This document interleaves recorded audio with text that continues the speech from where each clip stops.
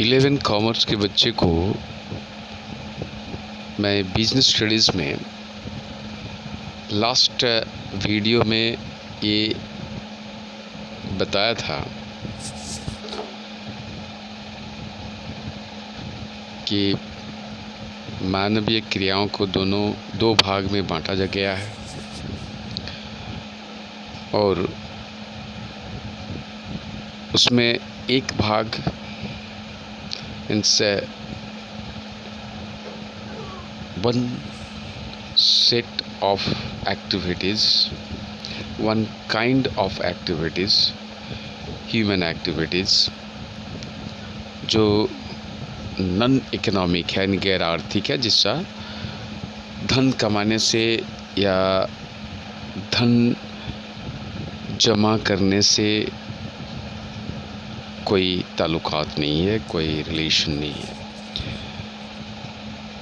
वो केवल personal satisfaction, social satisfaction, religious satisfaction के लिए सारे काम के लिए किया जाता है, अपने परिवार के लिए, समाज के लिए, भाई बंधुओं के लिए किया जाता है। उससे हमारा कोई संबंध नहीं है। हम आर्थिक क्रियाओं से संबंधित है। आर्थिक क्रियाएं क्या हैं ये हमने बताया था। जो मुख्य रूप से धन कमाने के लिए किया जाता है, धन उपार्जन के लिए किया जाता है, जिसका मनी में मेजर किया जा सकता है, मुद्रा में मापा जा सकता है, जिसका उद्देश्य है वही धन उपार्जन करना अपना जीविका के लिए, टू क्रिएट वेल्थ, मनी सृजन के लिए,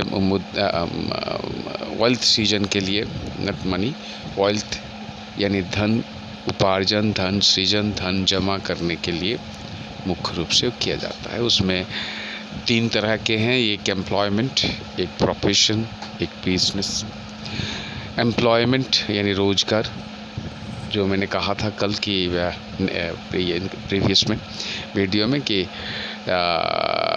एम्प्लॉयमेंट किसी व्यक्ति या संस्था के अंडर में किया जाता है, उनके द्वारा निर्धारित नियम, उनके द्वारा निर्धारित सीमाओं के अंतर्गत और उनके द्वारा बताया गया या सौंपा गया कार्य एक निर्दिष्ट समय के लिए करना होता था और उसमें एक निर्दिष्ट या निर्धारित पारिश्रमिक प्राप्त होता है, जिसे वेजेज एंड सैलरीज कहा जाता है, जिसका वेतन या मजदूरी कही जाती है और जिसमें कोई रिस्क नहीं होता, इन द सेंस कि वो काम करेंगे तो हमको हमारा धन प्राप्ति होगा, नहीं भी हो सकता, ऐसी बात नहीं है। हम काम किया तो हमको उसको फल मिलेगा, मनी में उसका वैल्यू मिलेगा और उसमें कोई पूंजी की आवश्यकता नहीं होती है और उस काम को करने के लिए जो शैक्षणिक या मतलब एजुकेशनल क्वालिफिकेशन या ट्रेनिंग या इस तरह की जो है काम, जो कार्य हमें सौंपा जा रहा है उस कार्य की आवश्यकता के हिसाब से होता है और इसमें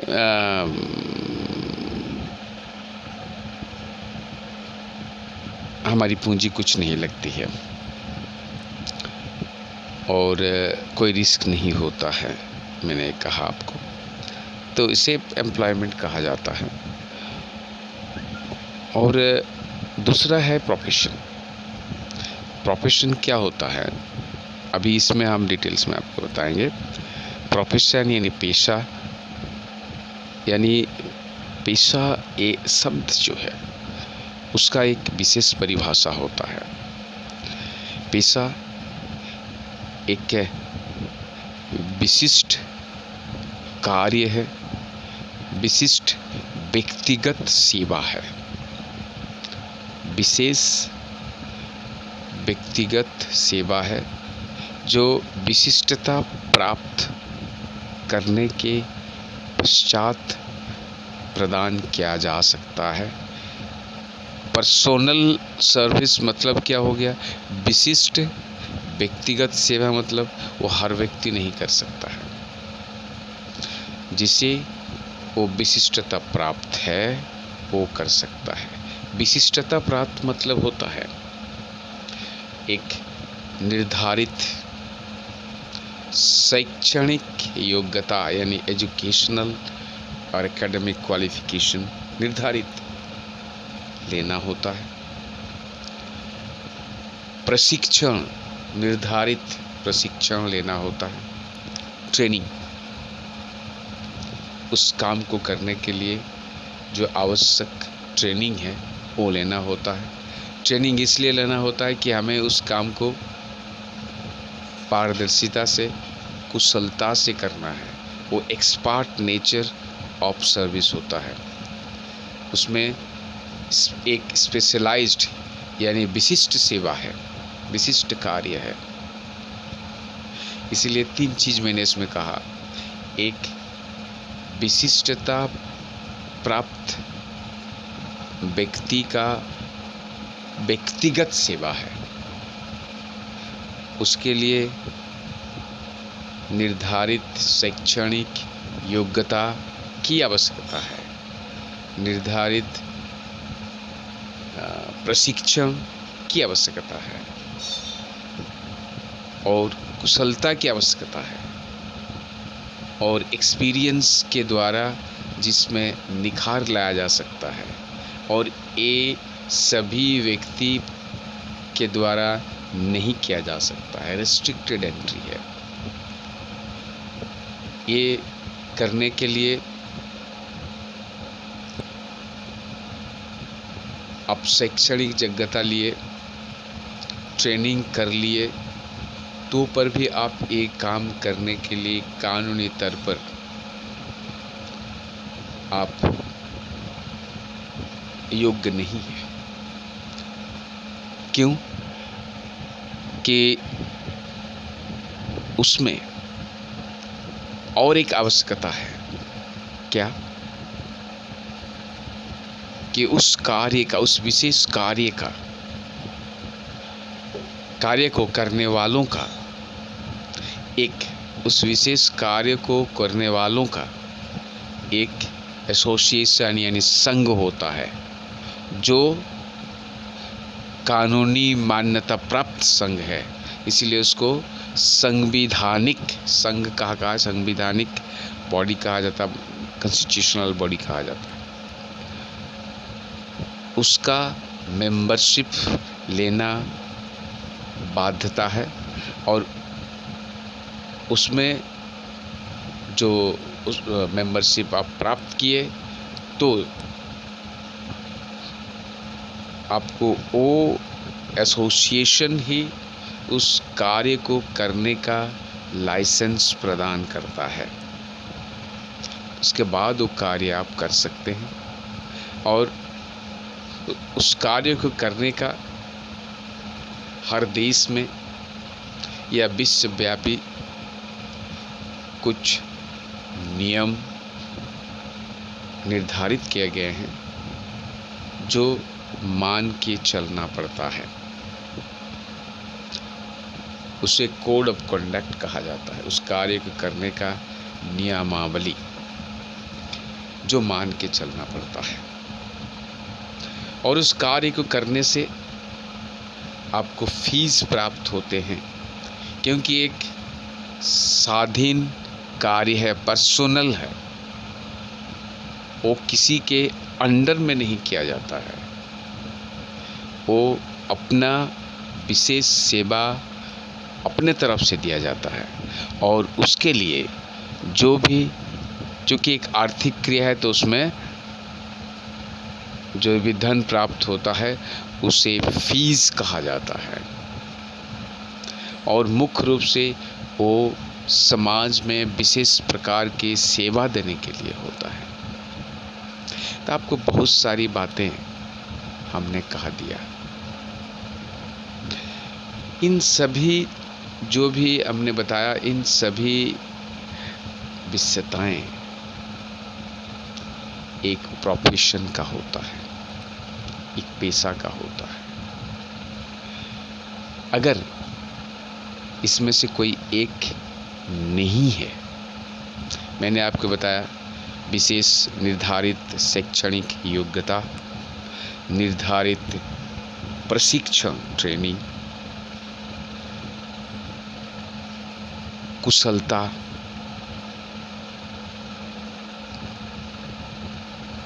प्राप्त एक व्यक्ति अपना व्यक्तिगत सेवा इसमें प्रदान करता है, जो विशिष्ट सेवा होता है, विशेष सेवा होता है, जो सभी व्यक्ति नहीं कर सकते। और उसे करने के लिए आपको ये सारे योग्यताएं प्राप्त करने के बाद उस वृत्ति का, उस कार्य का, उस विशिष्ट कार्य को करने का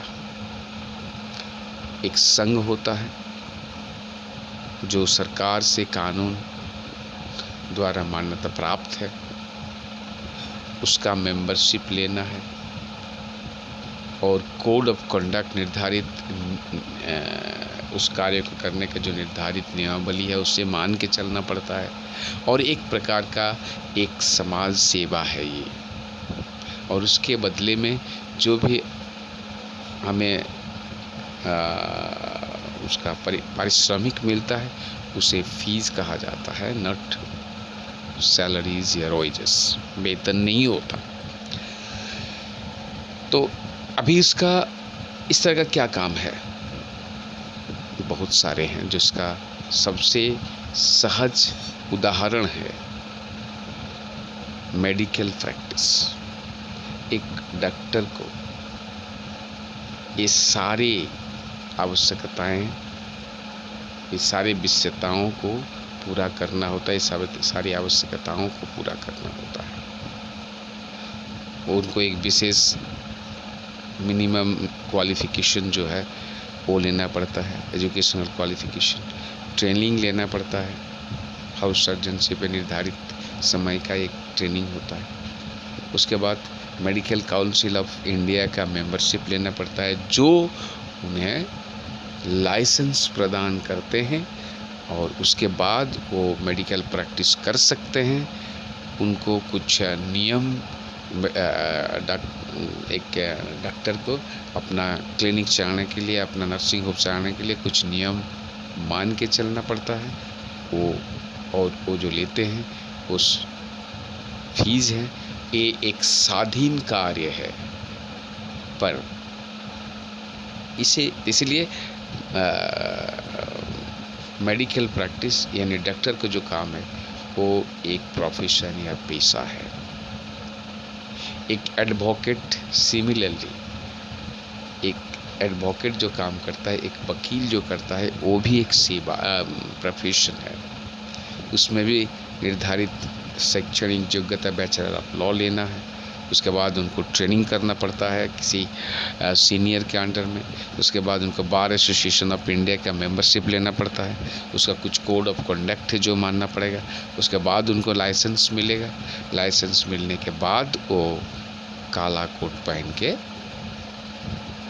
किसी का पक्ष में कोर्ट में खड़ा हो सकते हैं, कानूनी रूप से अधिकार प्राप्त हो जाता है।